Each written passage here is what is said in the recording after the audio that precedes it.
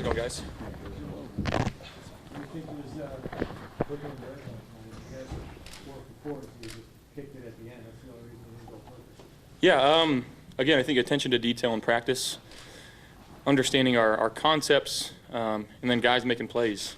You know, we put in some new stuff this week and trusted the guys to go out there and make some plays, and they did. I don't know if it was causation or correlation. The snow started coming down, you guys flipped the switch. Is that something that got you juiced up, or is it just coincidence? No, just a coincidence. Kind of hit a lull there in the third quarter. You know, credit to them. That's a really good football team, and you know, who knows if we'll see them again. I'm pretty positive we will. So again, yeah, that third quarter is not where we want to be, but again, that fourth quarter, guys made plays, stepped up, found a way to win. I thought our defense played a heck of a game in that second half, especially. And then there, T-Bass at the end, you know, he's nails. What did you see in that last drive? It seemed like Miami was playing a wide line, and I started running the edges a little bit during that final drive. Yeah, again, I thought Coach Dorsey called a heck of a game, being patient, you know, trusting his guys on the field, trusting me, you know, to make the right decisions. So yeah, he found some good plays that we kept going back to, and you know, our offensive line kept executing. Our running backs ran the ball hard, and you know, just found a way. Josh, a lot has been made of Dawson's role with this offense. Some weeks statistically it's maybe not as big as others, but tonight you were looking his way a lot. What did you like about the matchup with him tonight? Yeah, I thought Dawson played really big tonight. Used his size very well. Again, catch and run, nice. Love that. That's a good ringtone. Yeah, man, he played a heck of a game tonight. I love throwing it to him. You know, I felt like I missed him a couple times. You know, kept the ball behind him. So some things to clean up, but he again stepped up when we needed him most. Josh, at what point were you sure you got the 2-point conversion? Right when it happened. I thought I was in. I stood there with my hands up, but it's a game of inches, and you know, I'm just thankful we got it over. Is there something about this opponent, Josh? I mean, obviously it's a division game, and you guys get up for those. But throughout your career, you have played Miami really, really tough. You know, these are just the division games. We know them; they know us. I couldn't tell you why, but you know, we want to go out there and be perfect every time we touch the ball, and every drive we want to end in a touchdown. And you know, we're just trying to go out there and execute at a high level, and we seem to do it against these guys again. But they beat us earlier in the year. You know, it's a really good football team. We just played. They took them down to the wire, took a last-second field goal to win. You know, I thought our defense, you know, stepped up big in that second half. But again, it takes everybody. Hey, Josh, obviously you want more steps after this, but can you appreciate clinching the playoffs with the things that you guys have overcome this year a little bit? Absolutely. That's the number one thing Coach McDermott preaches is playoff caliber.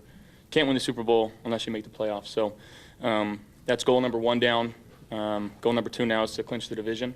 And then, again, that's how we'll take it. We'll take it one game at a time and be ready for next week. Did you guys just what happened the last play before halftime? No. That crazy rollout to James Cook? That's, yeah, it's either a really good play or a really stupid play. I'm just thankful he came back to the ball and made a play on it.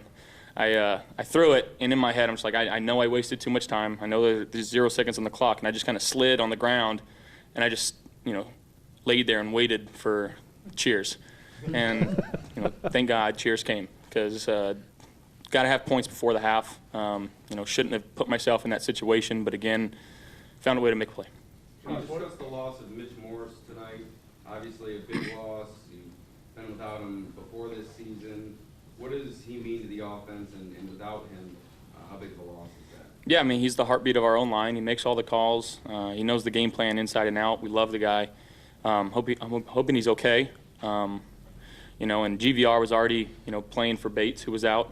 So he kicks over to center. You know, Quez comes in at right guard, and they didn't miss a beat. They played extremely well. You know, I'm proud of our guys for stepping up. And again, that's just kind of been the season this year. Guys going down, guys stepping up, and again, just continuing to find ways to win football games. How about people throwing snow onto the field tonight, the environment?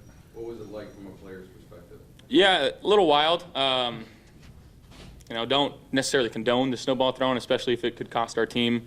Love that the fans are having fun, though. And again, we won the game, so not too mad about it now. Josh, the run on the final drive, did you just see something there where you knew you have an alley, or what kind of unfolded there? Yeah, he called a quarterback draw there and just trusted the angle that I was running on and found a way to scoot by. That's really all it was. Just felt like Forrest Gump. How much playing in this weather and these elements take you back to your days in Wyoming? A lot. It reminded me a little bit of a CSU game, my second time playing them. You know, nasty weather there in that second half, running the ball there late to win. I think we might have won on a field goal, or I think Kellen Overstreet actually punched it in there late to give us the lead. But very similar elements. You know, just can barely see. You got snowballs pelting you in the eyes, and you know, everybody wears beanies, but I think a hat is almost better in this weather. Keeps your eyes protected a little bit, so that's something we have to learn to adjust. Josh, on that long run on the game-tying drive, what did you see from your perspective on that? On which one? The long run, the 44-yarder. Oh, yeah, again, just called a quarterback draw. Our line got to the right spot and, again, just started running. That's really all it was, and picked an angle, trusted it, and worked out. Josh, Jordan had said that you guys maybe expected to see more snow or have the band arrive earlier or whatever. Is that with all that's going on within a game, are they updating you guys at all on, you know, it looks like fourth quarter it's going to be here and we might have to adjust some things? How No, close are really, you as soon following? as the game hits, you know, we're expecting snow. We'll adjust to no snow, and then, you know, when the snow came, we were prepared for it. But, you know, I thought it would have snowed earlier, you know, just given all the reports that we gotten throughout the week, especially like earlier today. But, yeah, it is what it is. We focus on what we can. Josh, you had Quentin, Naheem, and James all had their first touchdown catches tonight. How big is that to be able to spread the ball around that much? That's huge. When you get other guys involved in the game plan, you know, sharing the wealth, that's what makes an offense scary and dangerous when, you know, at any point, any of these guys can catch the ball and make a play. And, again, I thought guys stepped up. Obviously, those aren't starters, you know, guys making plays when the opportunity is called and taking advantage of those opportunities. So really appreciate those guys for working as hard as they do and understanding their game plan and then going out there and executing. Thank you, guys. Thanks, Josh. Do you have one else? Thanks, Dawson. Okay. Dawson.